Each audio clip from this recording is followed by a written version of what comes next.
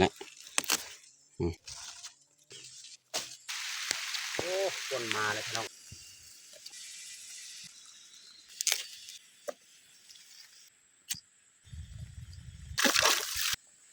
สีนไก่แห้งไปหยอด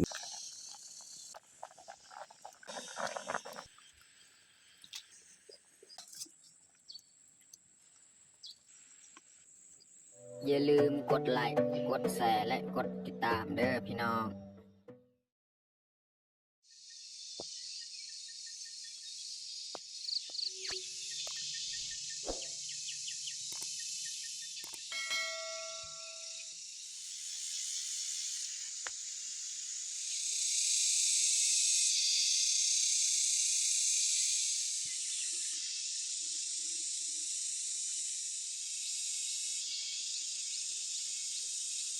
ครับสบายดีแล้วก็สวัสดีเบิร์ดทุกคนเนาะยินดีต้อนรับเข้าสู่ซองบาวยืนมื้อนี้ก็พาเมียเข้าไฮคือเก่าเนาะสีมาเสียหญ้าไฮว่าไฮของเฮานี่ก็ใส่เวลาดนแหละเสียหญ้ายังพันแล้วมันหกมันเฮาเสียบ่แล้วมันหกมันก็ยังลายแต่มื้อนี้เฮาก็มา2 คนน้องแพงน้องพลอยก็ยังอยู่บ้านว่ามันยากนึงมาเดี๋ยวนี้นี่ฝนตกตลอดนะพี่น้องเนาะการไปการมาก็ค่อนข้างยากก็เลยให้น้องแพงน้องพลอยอยู่บ้านแล้วเฮากับเมียก็เข้ามาเสียหญ้าตอนแรงมาเฮาก็กลับบ้านเนาะโอเคไม่ได้ทุกคนติดตามเบิ่งติดตามชมกับพวกเฮาได้ยาวเลยตอนนี้เฮากะสิกะเกียมออกไปเสียเลยเนาะพี่น้องเบิ่งบรรยากาศนี่สีครึมๆเดี๋ยวนี้นี่ตกแต่ละมื้อเลยเนาะฝนตกนี่พูนเฮาขึ้นไปเสียทางเทิงคุณพี่น้องเนาะทางเทิงหันมันหกแต่ว่าแบบหกหญ้าแคมเนาะแต่ว่าทางนี้นี่หญ้าน้อยๆนี่บาเทาเซียนี่มันบ่ตายเนาะถ้าว่าฝนตกถ้าว่าอยู่เทิงพุ่นเฮาไปเสียนี่ใครแน่ถ้าว่าฝนตกมันก็หญ้าแคมมันตายนะพี่น้องแต่ว่าหญ้าแถวนี้นี่บ่ตายง่ายพี่น้องถ้าว่าช่วงแดดๆเฮาก็มาเสียแถวนี้แหละแต่ว่าเดี๋ยวนี้เบิ่งบรรยากาศนี่ครึมๆพี่น้องเนาะเอาแล้วเฮาก็สิขึ้นเลยเนาะ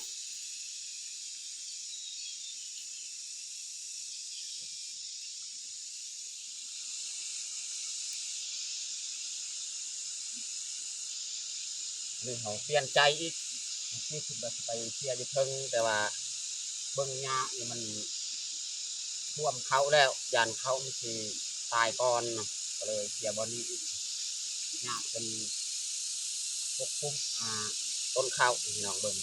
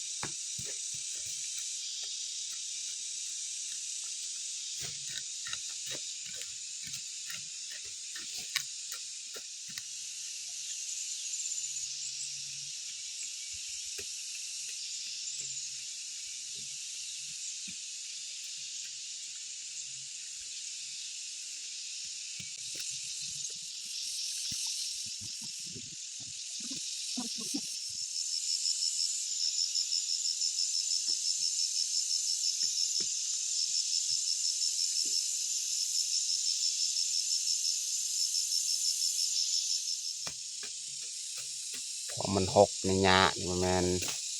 ธรรมดาพี่น้องเนาะนี่พี่น้องเบิ่งต้นข้าวนี่มันเหลืองหญ้าคุมเบิดเลย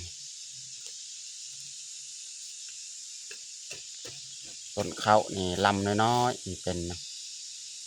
เหลืองอีก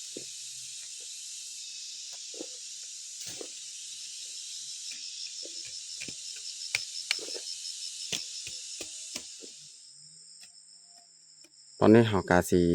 พักเที่ยงพี่น้องนี่นี่แหละบอนเขาเสียเมื่อกี้นี่แต่ลุมบรรยากาศนี่ครึมๆพี่น้องแล้วก็คอยสีขึ้นไปเทิงพี่น้องเนาะ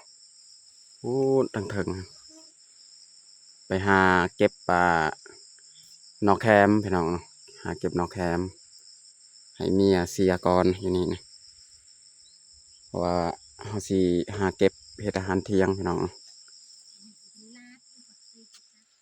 พี่น้องเบิ่งความหกในไห้ของเฮานี่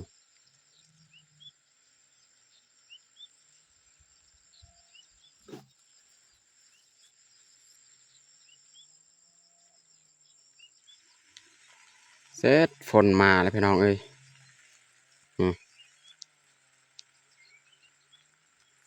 ฝนเริ่มมาแล้วพูดไห้ของกระเจ้าทางนั้นเขาก็มาเสียหญ้าคือกันเอ้าเขาสิหาเก็บเลยเนาะเก็บมานอกแคมพี่น้องนี่เขาก็เลือกเบิ้งนอตัวใดมันสีใหญ่ๆพี่น้อง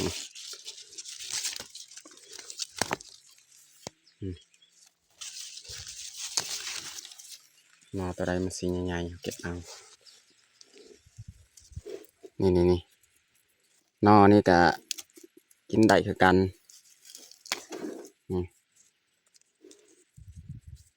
ตัวนี้หากออกนี่บนยิงบริถือเหล็กแบกเมื่อกี้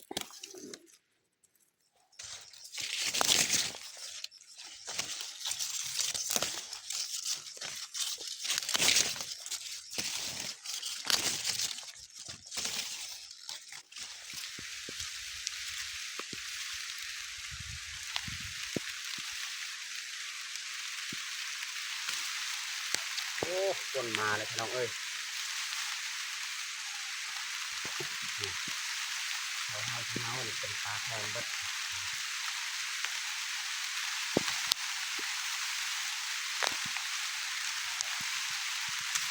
เลือกเอานอใหญ่ๆนะพี่น้อง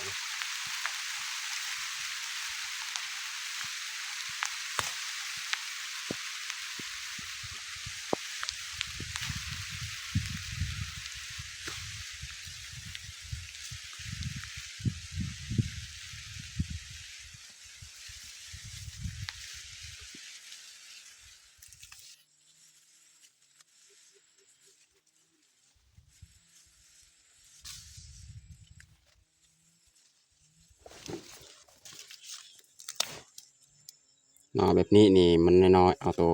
นอใหญ่ๆประมาณนี้แหละ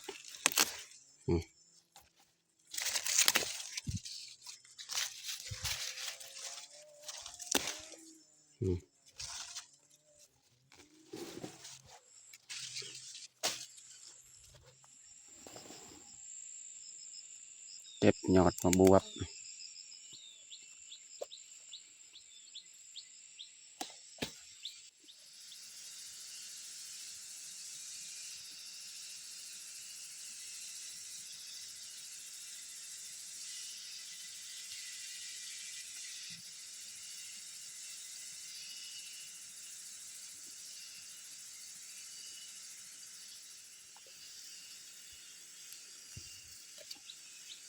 เก็บยอดมังอึ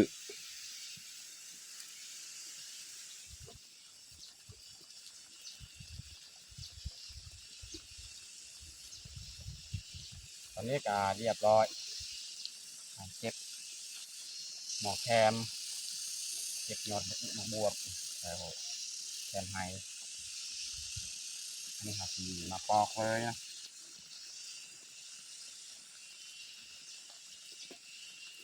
หมอแคมเนี่ยมันมีลายพี่น้องมีลายแต่ว่าเราเอามาเก็บซ้ำเอามาให้ทหารเพียงนี่แหละ ว่าอยู่ให้ของเฮาเนี่ยเป็นปลาแคมนี่เขาคือมาปอกเลยนะพี่น้องเนาะปอกนี่แหละใช้เวลาโดน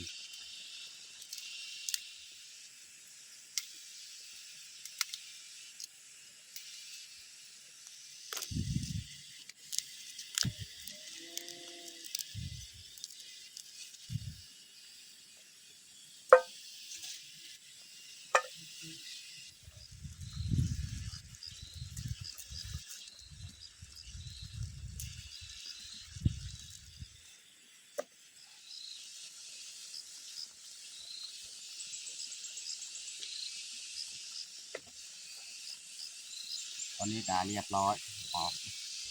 ใช้เวลาจนเติมพี่น้องเนาะ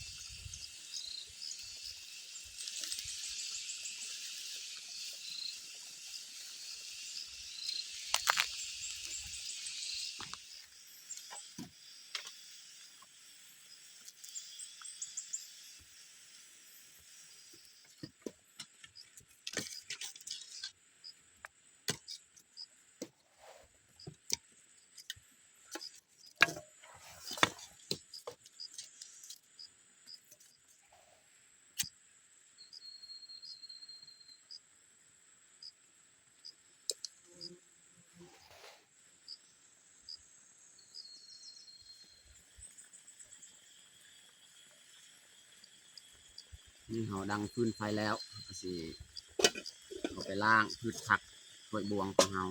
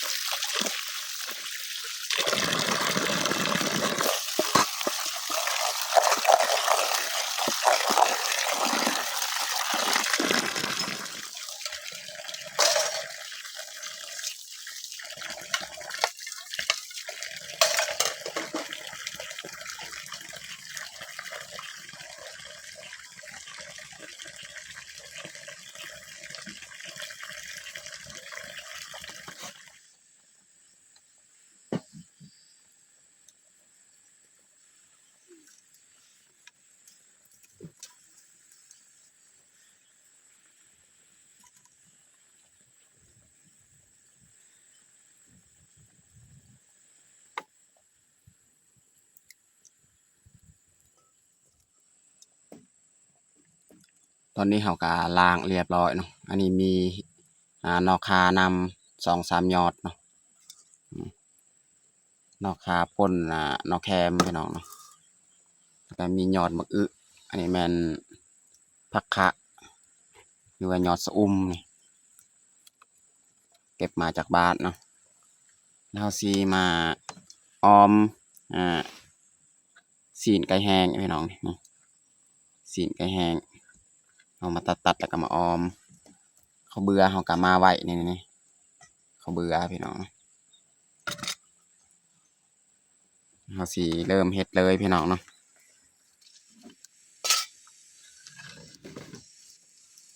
นี่เขาจะตัดสีนไก่แห้งก่อนพี่น้องเนาะ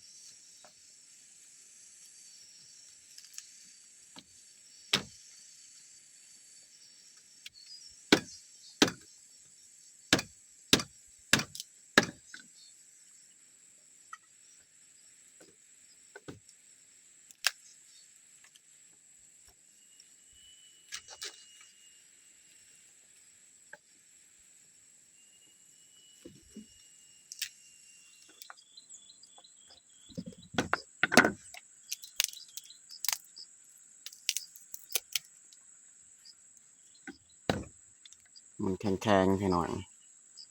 มันแห้งแบบ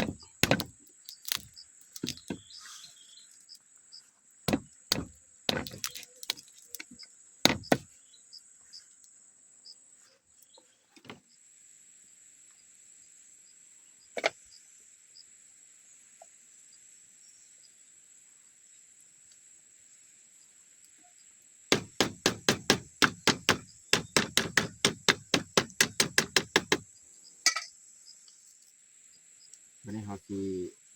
มาใส่เลย สีนไก่ที่เราตัดเนาะใส่ข้าวสีไข่ก่อน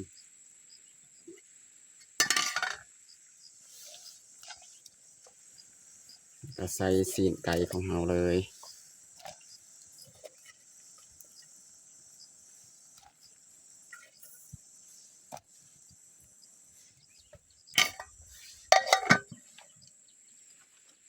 ไม่ได้เขาจะเอาข้าวเบื่อของเราเอามาตำพี่น้องเนาะ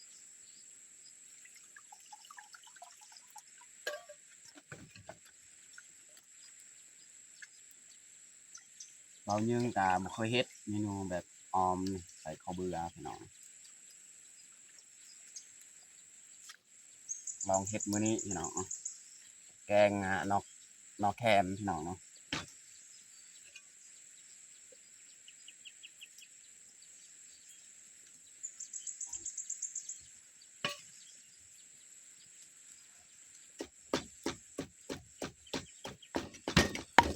มันเหนียวแล้วตำวันนี้เราจะใส่พริกตำใส่เลยน้องพี่น้องเนาะแล้วก็ใส่ใบบักอึบวบจะตำปนเลย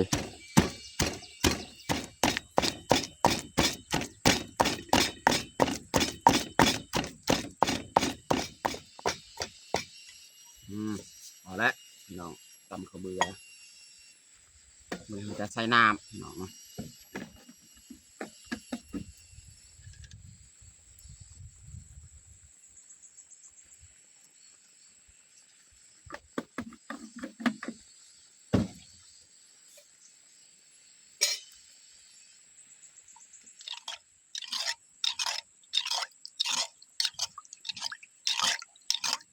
นอแคมปนนอคานะพี่น้องนะ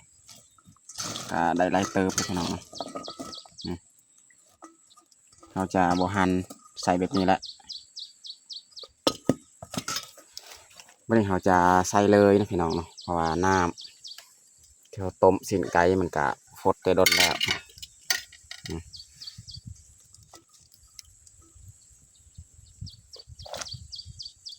ใส่ลงไปเลย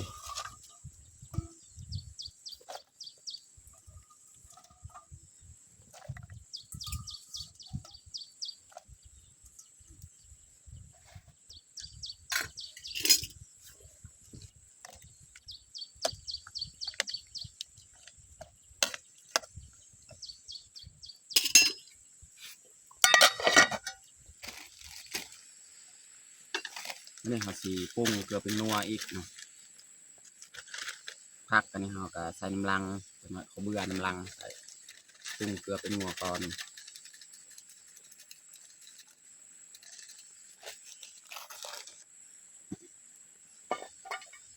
ใส่เกลือ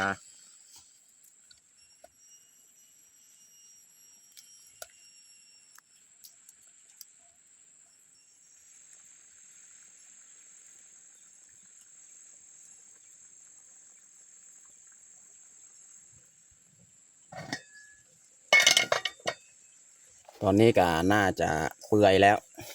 สีนไก่กับนอแคมนอคาวันนี้เขาสีใส่หยอดมักอึอีกเนาะโอ้เฮียแหละใส่ยอดมักอึส่วนข้าวเบื่ออ่า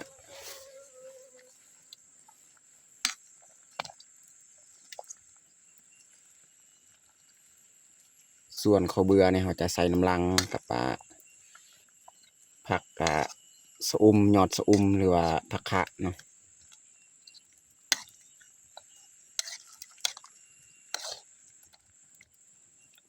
น่าจะเปื่อยพอดีแล้ว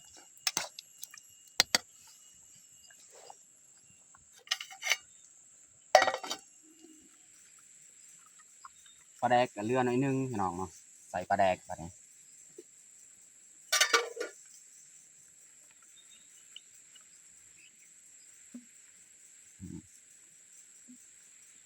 เลือน้อยนึงปลาแดก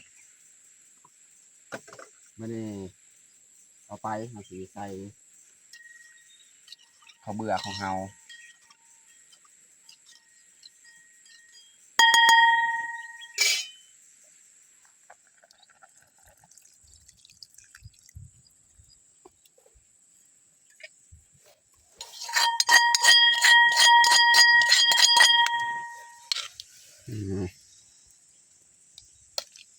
แต่ว่าหน้ามันสีลายๆพี่น้องเนาะเขาเบื่อหน่อยนึงออกมาบางกีเนาะ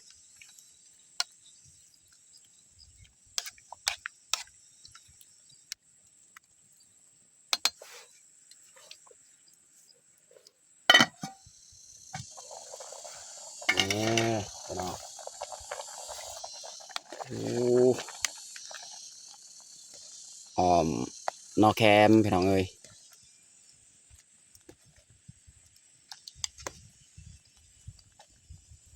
คือว่าเรียบร้อยแล้ว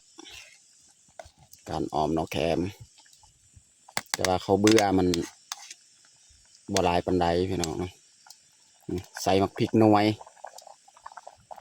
ก็หลายเติบมักพริกหน่วยเนาะใส่วันนี้สุดท้ายนี่เราจะใส่ยอดผักขะของเราเลยพี่น้องเนาะตัวเด็ดนี่แหละการออมพี่น้องเนาะต้องใส่ยอดผักขะหรือว่ายอดสะอุมเรียบร้อยพี่น้องเนาะ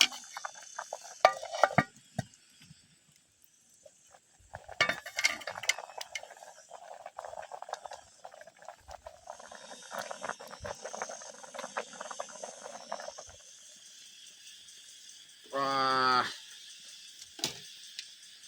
เรียบร้อยพี่น้องเนาะเราจะตักใส่ถ้วยใหญ่เลย3 ใหญ่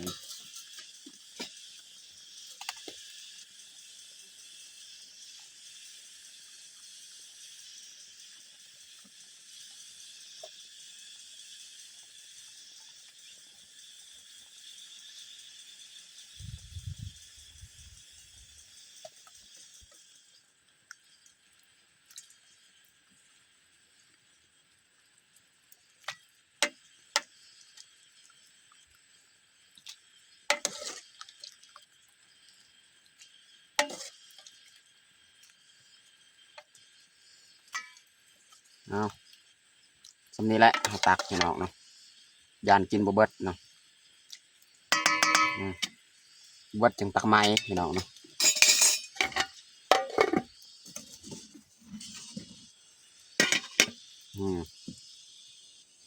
เรียบร้อยพี่น้องเนาะ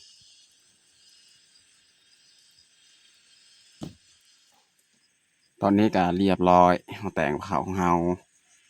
ออมนอคาหนอแคมพี่น้องเนาะแล้วก็ใส่ซีนไก่แห้งพี่น้องเนาะแล้วก็มีมักแตงนี่มีมะกล้วยสำหรับอาหารเที่ยงของเรากับเบิดชุดนี้แหละพี่น้องเนาะ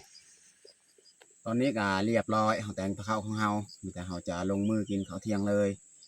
มาทุกคนมากินข้าวเที่ยงน้ำกันเอามาทุกคนมากินข้าวเที่ยงน้ำกันตอนนี้ก็หลังจากเล็ดเห่าแตงอาหารก็เอิญเมียมากินข้าวมื้อนี้เนี่ยอาหาร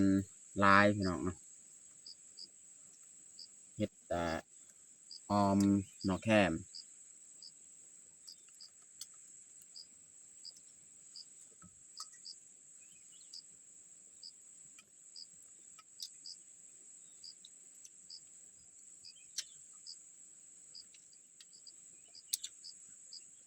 เบายึ่งหาก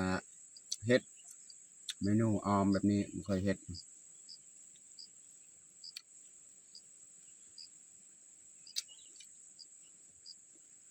ถ้าว่าฮอดยามเก็บหน่อไม้ก็ส่วนหลายนี่หน่อไม้นี่